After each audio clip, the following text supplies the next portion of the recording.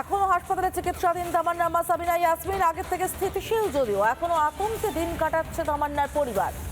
খুনের ভয় দেখাচ্ছে তামান্নার খুনিরা। অভিযোগ পরিবারের, পুলিশের চাপে জোর করে হাসপাতাল থেকে ছুটি দেওয়ার অভিযোগ। বর্তমানে কলকাতার হাসপাতালে চিকিৎসাধীন তামান্নার মা। মেয়ের বিচার না পেয়ে হতাশ তামান্নার মা। এখনো হাসপাতালে চিকিৎসাধীন সাবিনা ইয়াসমিন। আগের থেকে স্থিতিশীল তামান্নার মা, তবে এখনো আতঙ্কে রয়েছে পরিবার। অভিযোগ, খুনের ভয় দেখাচ্ছে তামান্নার খুনিরা। পুলিশের চাপে জোর করে হাসপাতাল থেকে ছুটি দেওয়ায় কলকাতায় নিয়ে আসা হয়েছে তাকে।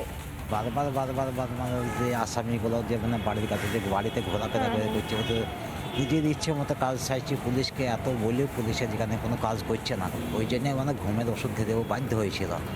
যেহেতু অনেক ঘুমের ট্যাবলেট খাই ওখানে হসপিটালে নিয়ে আসা হয়। নিয়ে আসার পরে ওখান থেকে মানে পুলিশ জোর করে মানে ইচ্ছে করে চাপ দিয়ে ছাড় করে নিয়ে যাওয়া হয়েছিল।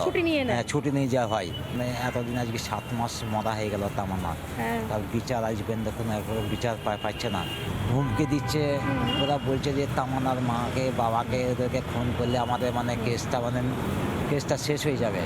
কেউ যদি মিডিয়াতে কথা বলতে চাইছি তা বলছি তাদেরকে মানে হুমকি দিচ্ছে যে এরা মিডিয়াতে কথা বলছি, ঠিক আছে, তারা মানে আবার তো মানে জেল থেকে ছাড়া পাবে, তারা এসে তারপর মানে তোদের ব্যবস্থা তারা নেবে। পুলিশকে বারবার পুলিশকে বলা হয়েছে, কিন্তু পুলিশে কোনো মানে তদন্ত নিচ্ছে না, পুলিশে কিছুই বলছে না। এসপিকে ফোন বলা হয়েছিল যে দেখেন এরকমভাবে আসামি যেহেতু বাড়িতে ঘুরে বেড়াচ্ছি, তাহলে এর কোনো ব্যবস্থা নেন। তা বলছি ঠিক আছে, বলি কোনো সময়তে পুলিশ আসেনি গো। মুখ্যমন্ত্রী কোনো মানে আজ কোনো মেম্বার কিন্তু নেতারা আজ পর্যন্ত মানে তামান্না যে মরেছে আজ পর্যন্ত একটু মানে কেউ আসেনি গো। শুধু টাকার বান্ডিলটা ধরাতে এসেছিল, শুধু একটাই ছিল যে টাকা নাও, মুখ বন্ধ করে দাও। হ্যাঁ, আমরা চাই যে তার সঠিক বিচার হোক, যে বিচার তার ফাঁসি হোক, এইটা আমরা মানে বেঁচে যাই। কিন্তু আমরা কেন লড়াই করবো, লড়াই চালিয়েই যাব।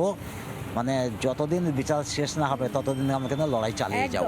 বিচার না হলে কেন আমি মৃত্যু গ্রহণ করবো, তার দাবি সব